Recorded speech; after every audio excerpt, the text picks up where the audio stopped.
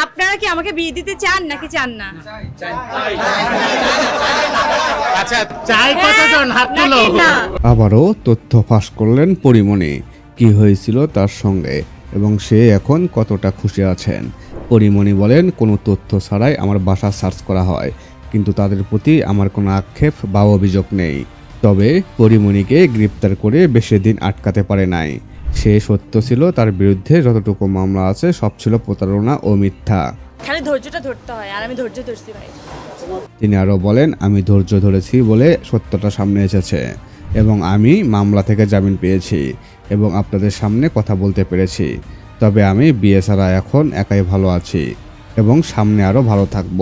তবে মুখোশধারী লোকগুলোকে আমার চেনা হয়ে গিয়েছে।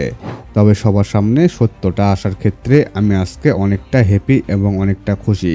তার কারণে আজকে আমার মনে হচ্ছে আমার মাথা থেকে অনেকটা বোঝা নেমে গিয়েছে। তবে যারা আমার প্রতি মিথ্যা আচরণ বা অভিযোগ করেছে তাদের প্রতি আমার কোনো রাগ বা অভিযোগ নেই। তারা যেন ভালো থাকে এবং আমার মতো যেন আমাকে থাকতে দেয়।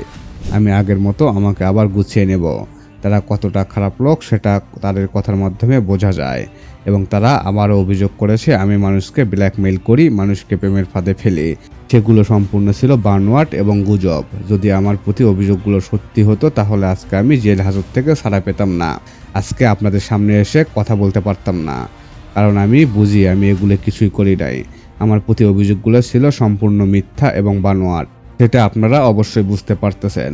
আমার এখন এখানে আর কিছু বলার নেই। দর্শক, এই নিয়ে আপনাদের মূল্যবান মতামতটুকু কমেন্ট বক্সে জানাতে ভুলবেন না।